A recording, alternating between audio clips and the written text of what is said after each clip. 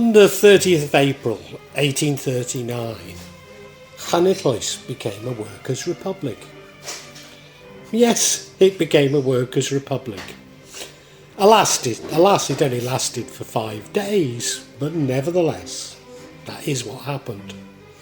You see, self-employed weavers in the Llanidloes flannel industry were being put out of work by mechanised factories, and at the same time prices were rising. Factory-based work itself was arduous and dangerous, and handloom weavers worked long hours and were often controlled by master weavers. Poverty was rife, unemployment was high, and there were outbreaks of cholera in the 1830s and 1840s. Now, as I previously mentioned, the centre of the woolen trade had been in Shrewsbury, where Llanidloes soft flannel would have been sent for finishing. But by the 19th century, Shrewsbury had lost its monopoly and dominance. At Llanidloes in 1930, there'd been a 5-week strike by woolen workers, which succeeded in winning for them higher wages. However, only 1% of the town were able to vote or franchised. The workers thus turned to peaceful protest to raise their issues.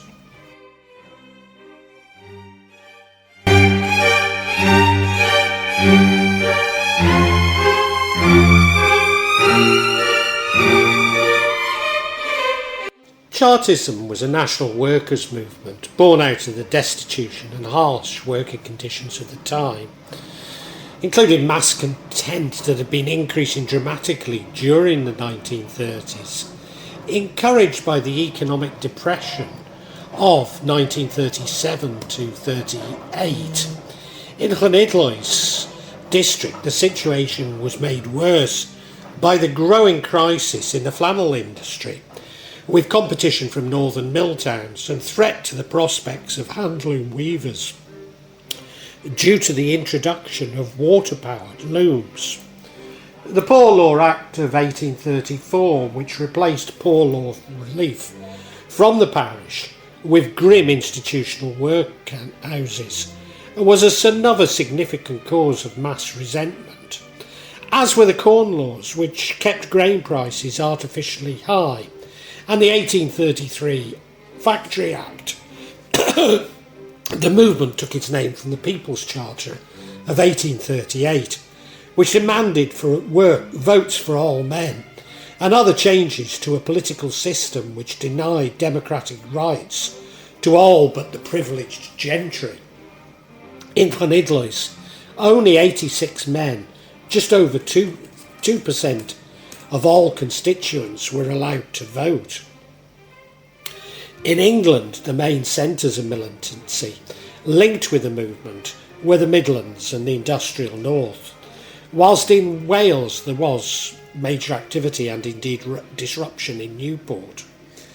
The government and the ruling classes were hostile to any group advocating workers' rights and saw them as dangerous revolutionaries.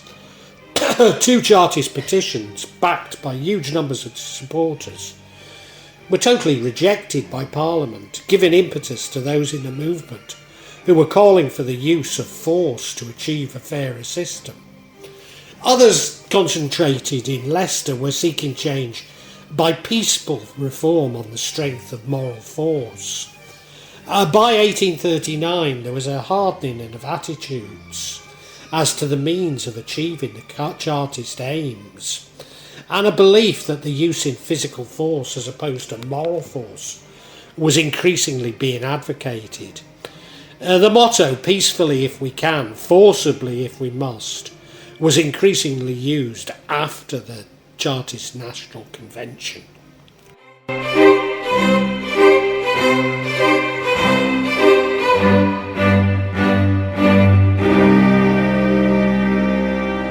Of the Birmingham Political Union, the Chartists, were set up in Llanidloes in 1838, led by Richard Jerman, master carpenter.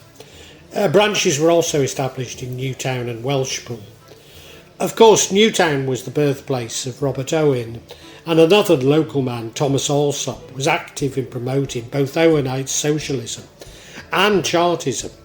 He had connections to the national leaders of Fergus O'Connell and Bronterere O'Brien.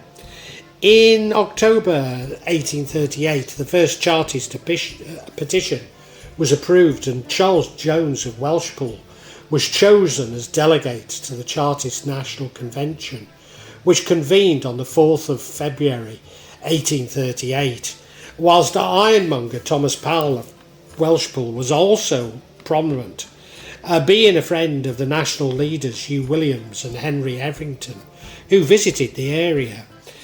Meetings were held at a number of places in town, but included the Red Lion.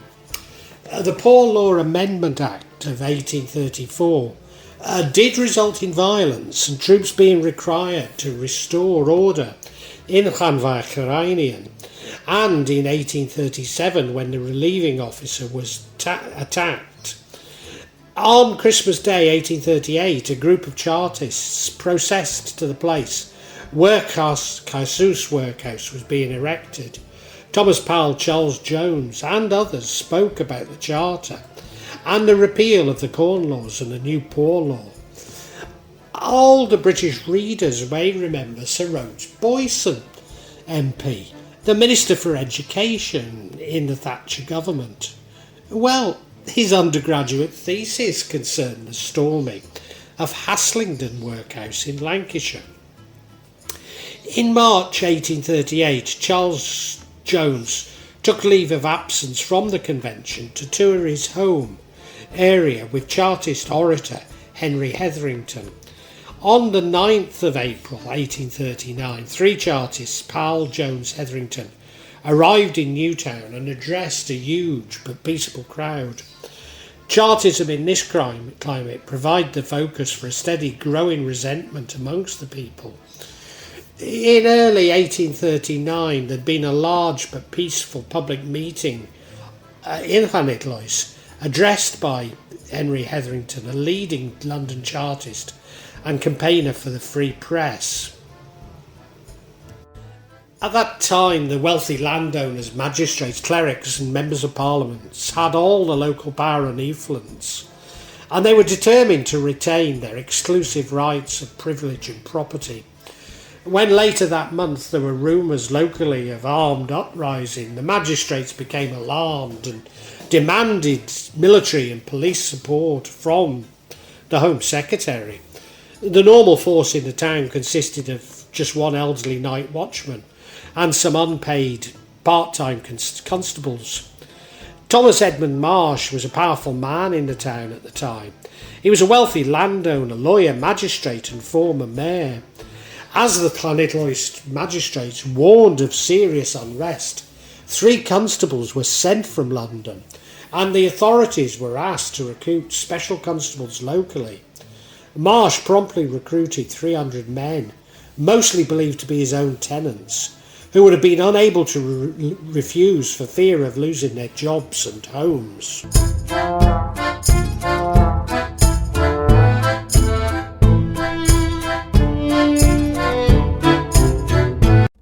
The arrival of these improvised and crudely armed forces on the streets of the town on April the 29th, 1839 only served to aggravate the situation and increase the tensions locally.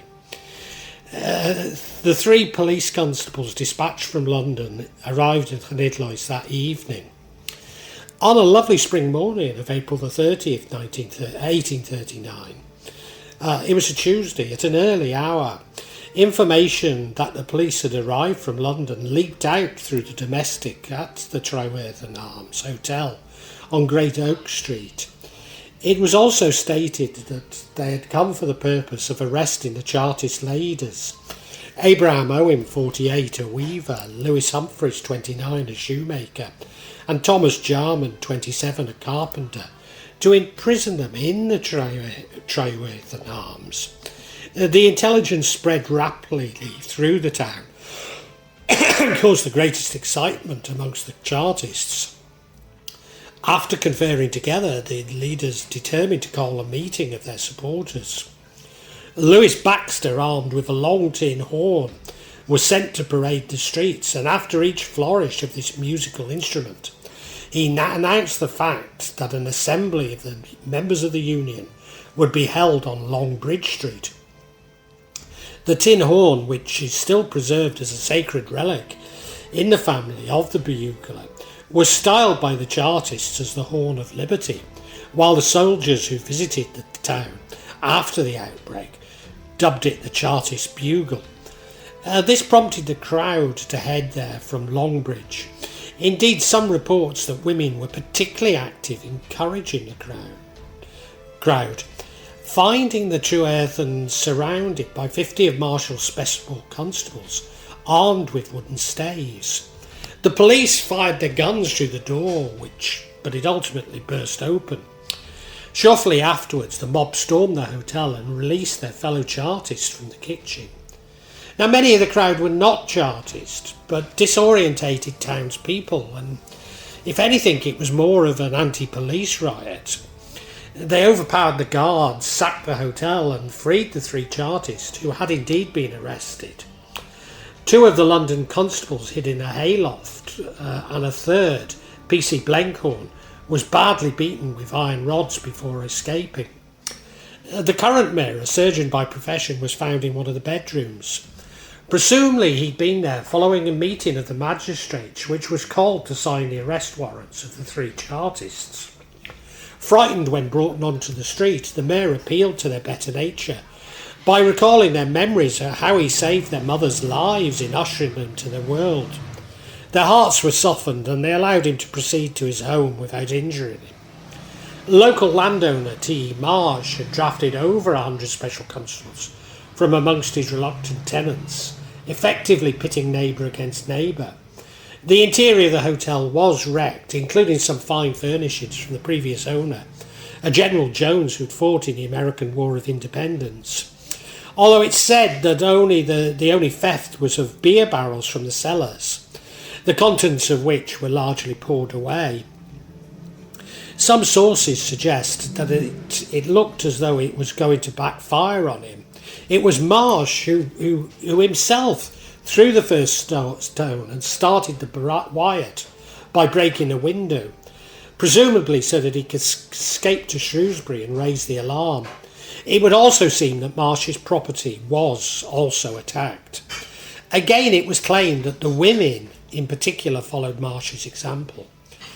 The authorities seem to have greatly exaggerated the scale of disorder in Llanidloes, with reports of 500 armed Chartists, and called upon the Lord Lieutenant at Powys Castle for immediate assistance to control the situation. It was also rumoured that large reinforcements of Chartists would arrive from Merthyr Tydfil.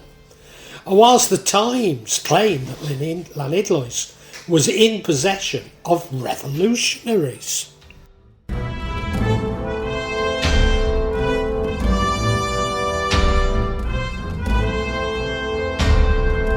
Inside the town, wanted posters were put up, offering rewards for the capture of the 3 escaped men and other known Chartist leaders. Thomas Powell was in Newtown and hurried to Llanidloes. He attempted to calm the crowd and helped P.C. Armishaw, an injured Welshpool policeman, to safety. The period was named the 5 Days of Freedom, and a mould was even cast to strike coins for an independent Llanidloes.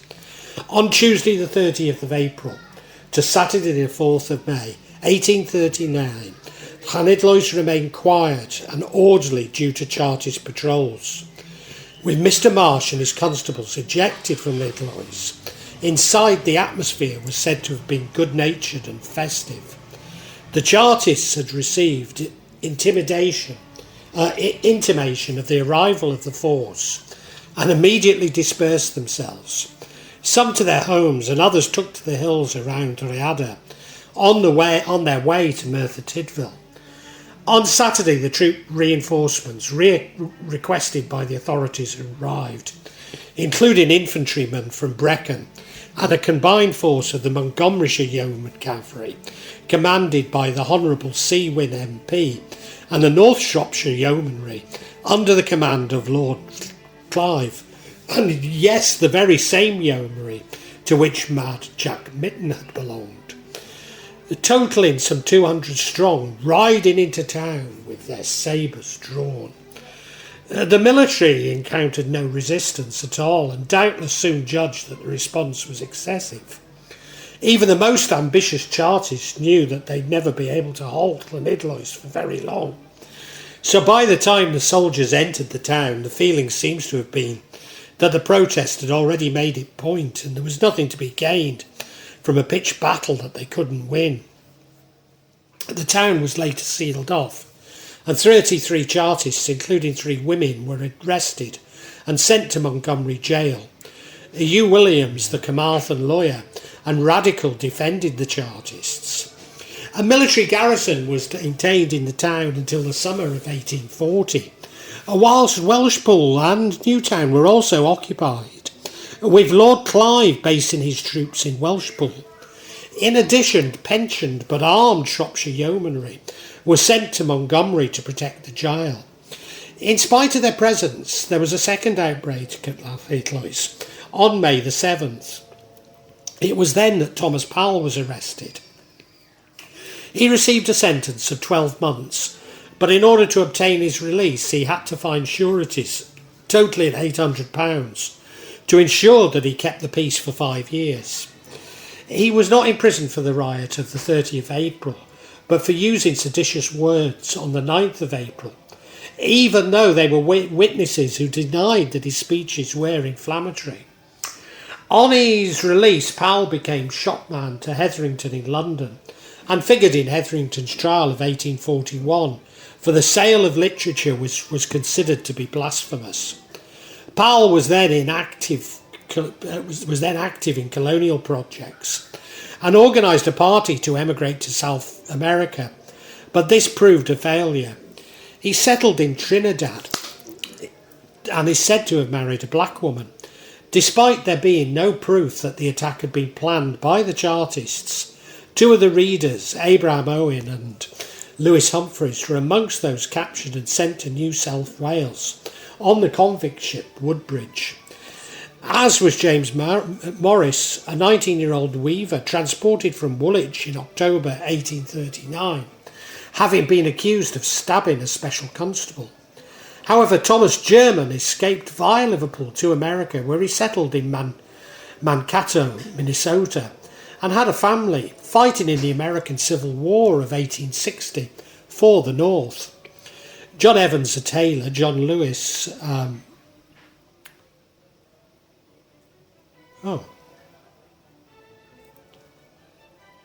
put tat, I don't know what that means. John Evans and John Lewis were each sent to prison for 12 months hard labour. Others were sent to prison for 6 months, with or without hard labour, and other lesser sentences, all at Montgomery. Whilst on the face of it little was achieved, the uprising could be seen as paving the way for the famous and ultimately more successful Chartist protests.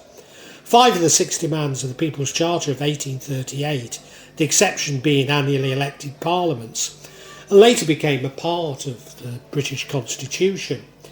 In keeping with my description of how everything has become commodified, Chartist 1770 is the name given to an upmarket restaurant at the Trewythen Hotel in Llanidloes.